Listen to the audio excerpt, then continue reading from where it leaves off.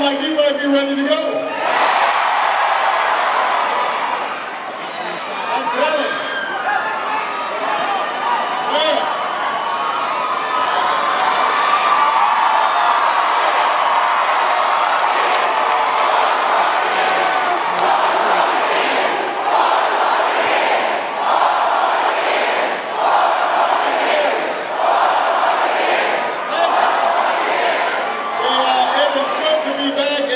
See some great friends in the house. We've got your outstanding Senator Bill Nelson in the house. We've got your Mayor Jerry Moyo in the house.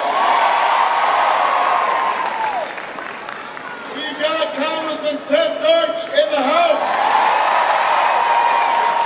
And the chairwoman of the Democratic Party, our great friend, Debbie Wasserman Schultz, is in the house.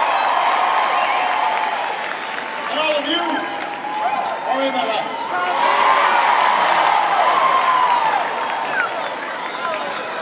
Now, we just had our convention in Charlotte, North Carolina. And people could not have been nicer. Michelle, she was pretty good.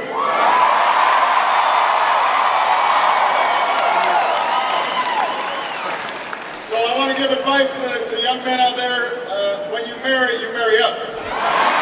Improve the gene pool.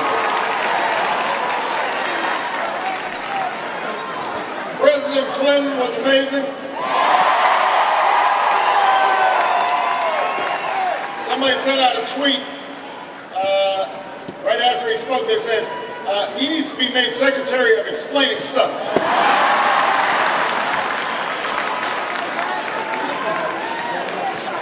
On Thursday, I laid out the stakes in this election. I know I may be preaching a little bit to the choir, but I want you to know I'm going to need you to then go out and preach to the unconverted.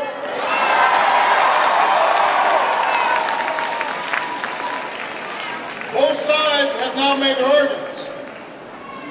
And there's a choice that we've got to make.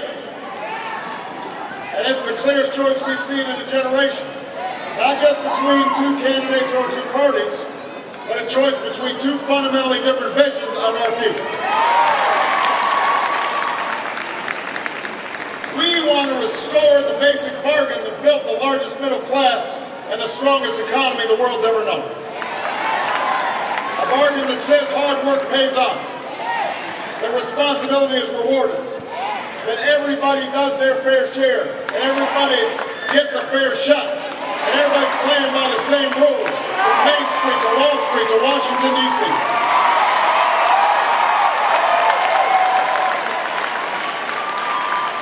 That's the basic bargain that led me to run for president. It's what allowed me and Michelle to have extraordinary opportunities in our lives. And we want to make sure the next generation has those same opportunities. And we had just gone through a decade in which jobs were being shipped overseas and families were having trouble making ends meet. They were having to rack up more debt just to pay tuition or fill up a gas tank. And it all culminated in the worst financial crisis since the Great Depression. We spent the last 3.5 years trying to recover from all the damage that was done. And we've made progress, but not enough. We've got more to do. And so now the question is, which direction do we go?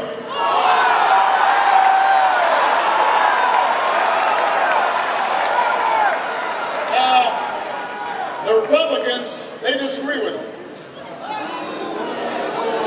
No, don't boo, vote.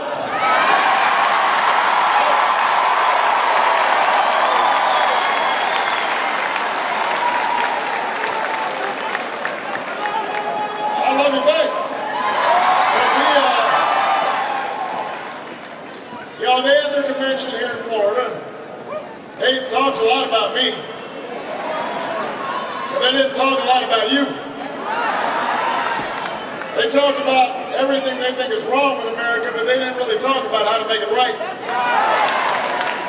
They want your vote, but they didn't really talk about their plan. And that's because their plan boils down to tax cuts, got a few regulations, and then some more tax cuts.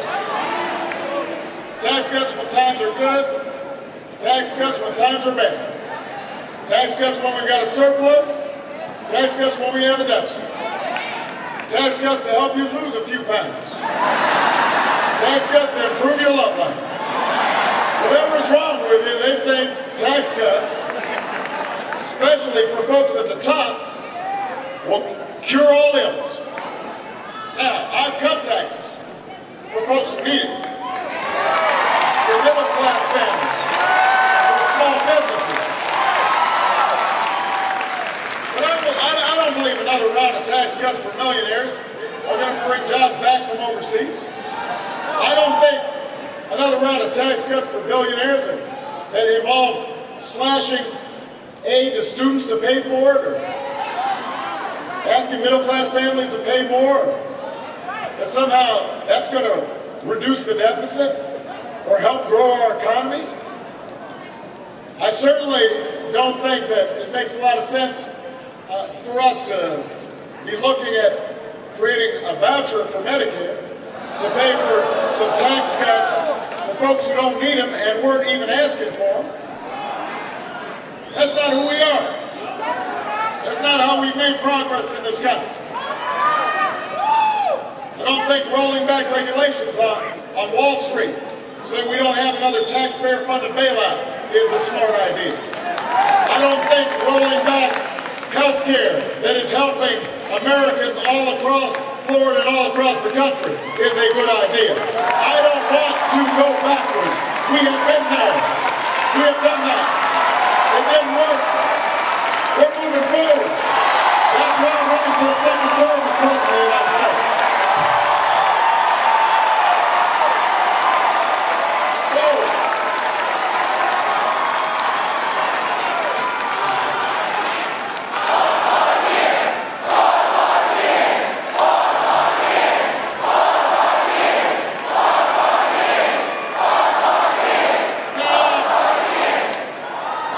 Pretend that the path I'm offering is easy. I never had. These problems built up over decades, they're going to take more than a few years to solve. But we can move forward in the right direction. And I am confident we've got what it takes. Our opponents, they've been talking about how America's in decline. They're wrong. We've got the best workers in the world, the best business people in the world. We've got the best universities in the world, the best researchers in the world. We're a young nation. We're a diverse nation. We attract talent from every corner of the globe.